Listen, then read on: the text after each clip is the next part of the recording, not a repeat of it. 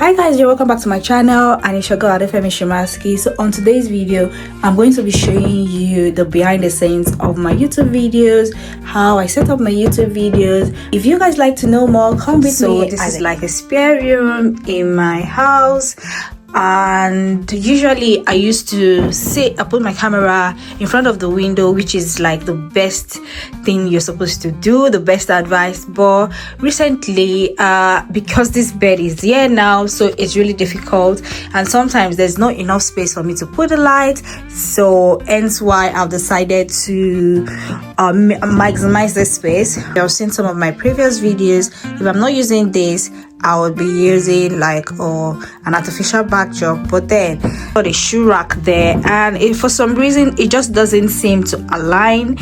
And another beautiful place I would have used would be this, but it's just too plain, and to be honest, aesthetic wise, I'm not feeling the wardrobe. I tend to like put my camera on the desk itself, use this as my backdrop. So this is my dressing table. I've got makeup stuff in here, so I close this, which is really good. Then I've got this lovely arrangement behind. I love this one, which says even your worst days only last 24 hours.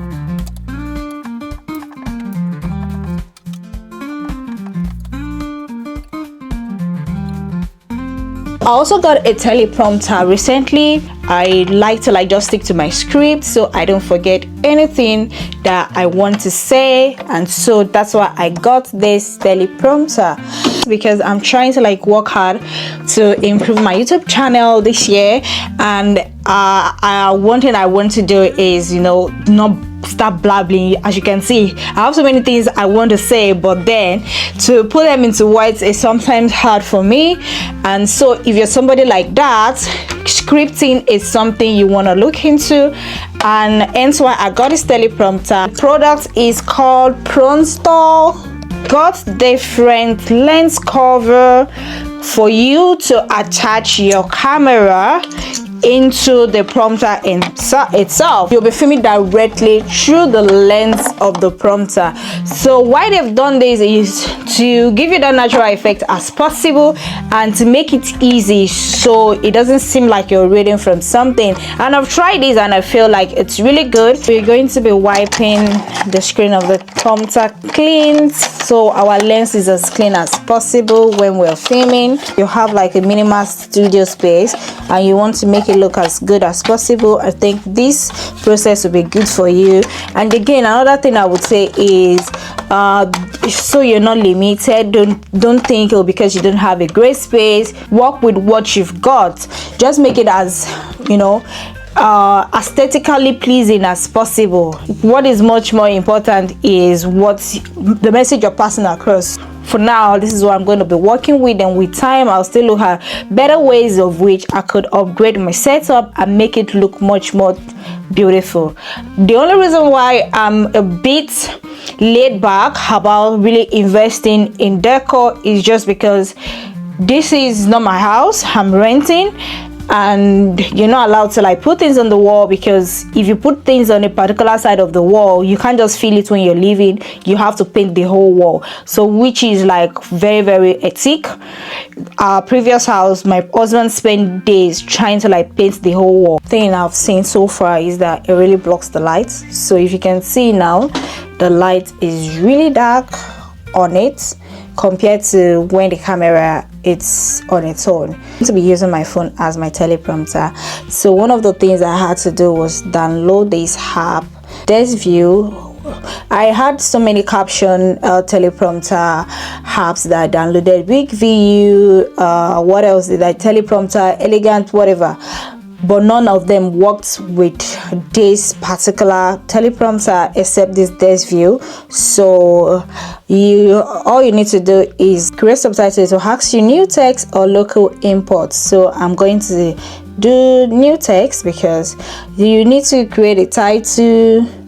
I'm going to be using Adefemi Talks as my title, and I'm just going to copy some scripts that I've had to write, and I'm going to copy them. Generates script faster is ChatGPT. ChatGPT has really been very, very helpful. All you need to do is write what you're thinking, that idea, what you have in mind that you want to talk about. You want to start a podcast. ChatGPT, please give me tips on well-being, on what to tell people, anything. So the one I've done today is I've asked ChatGPT, how do I do a B-roll for this particular video, and ChatGPT has told me how I can do a B-roll. So what I'm going to go ahead to do is copy this, and we're going to use it as our script. I'm going to select all, and it has selected all the text. I'm going to copy it, then we're going to go paste it on our teleprompter app, which is this. Paste it, allow paste. So now we have our screen, and we're ready to go ahead to use our teleprompter with a remote, of which you can start and stop. Use it to start and stop. It uses battery. Just ensure that the red light is showing. So it's showing that it's working now. So you can see it's already moving. I'm going to stop it. It has stopped. I'm going to play. It will start scrolling again. So yeah, teleprompter is really good. It's something you want to invest in. You just put it on key at the side, and yeah, you go ahead to start recording. So this is the place where you want to put your phone for the teleprompter. This is what a teleprompter looks like. Currently now you can see that it's upside down. You can't really read the text. So what I'm going to do is I'm going to set it on the app, so now you can see clearly. You can also change the text. So this is what you use to mirror it. This is what you use to change it horizontal or vertical. You can either say you want it to be slow. It's got background color, and I'm happy for it to have a black background because it's okay for me. Attach a light up here. It could be a mic you want to put on top of the teleprompter, and you can just go ahead and read off the teleprompter. Isn't that amazing? Take your YouTube game to the next level. This is a good investment, and it just cost about £30. It's not expensive. This is what her backdrop looks like.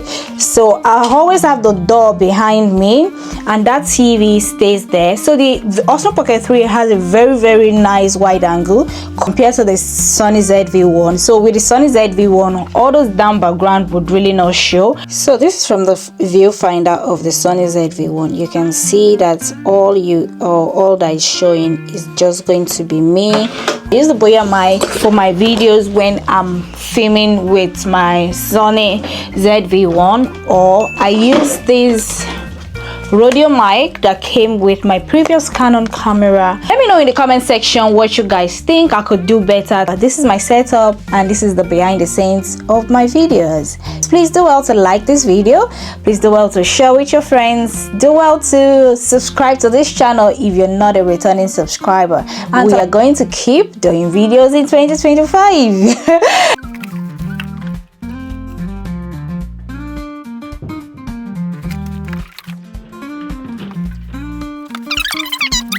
So I'm going to go ahead and remove this from the SD card.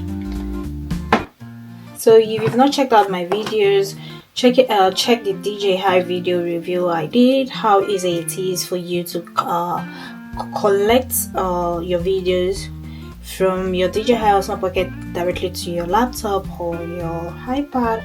So I've actually got a MacBook Pro, but then the technicality is just so overwhelming for me. So I opted to get a tablet that has a larger capacity. So this is 1 terabyte. Doesn't attract so much attention. It's a bit compact. Certain apps that I use. So I've got the Final Cut Pro, which I sometimes use to edit my videos. So I've got one already on the timeline. Most of my videos I always put filter or adjust the lighting or sort of, because I'm not a pro yet in this YouTube business, but then I try my best to make the job look a bit cleaner.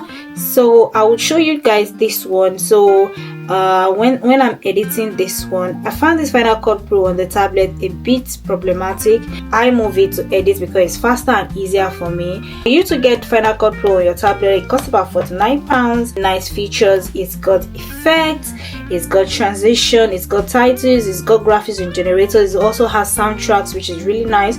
So you have everything you need to edit your videos on here. I don't use it that much, but one of the effects I really love on the Final Cut Pro, I just need to be patient to use it, to be honest. So I go on effects, and one of my favorite, the one I use mostly, is color adjustment. So I'm just going to drag it on this, and I go on inspect and color adjustments. I click on enhance light and color, and that's the only thing I do on Final Cut Pro. But then if I don't use Final Cut Pro, another thing I use to edit my videos is CapCut app. This is the one I use mostly. You can see I've got some projects ongoing there, and I would do a new project entirely and show you guys the things I do to make my editing stand out. And another reason why I use CapCut is because it's faster and easier. Here is how. Most of the effects or the things I'm going to be showing you, basically you need to be subscribed to the CapCut Pro, which costs about £21 or 20 something pounds thereabout. It's a bit pricey, but then you can do a whole year if you use it often, of which next month that is what I'm going to do. I'm going to do a whole full year. So I'm going to import a video. This is the one that we've just done today. I'm going to import it onto the timeline. You can see the way my face is looking and all that. So before I start editing, the first thing I will do is enhance voice. Another thing I do is I go on volume and I increase the volume. After I've done that, that's for the voice. I'll go to reduce noise, and it would reduce all the noise for me once the effect has been fully completed. So that is number one effect that I had. I enhanced the voice, and that is one. The next one is we are going to go to filters and adjust. So sometimes I use this pitch force. You see how it has elevated my face in a way. But another thing I discovered is whenever I use this pitch force, the final production, it's always, the overly saturated. So I'm going to put pitch force, and sometimes I just do auto adjust. You can see how bright my face has become, because I don't like the way it's looking overly saturated.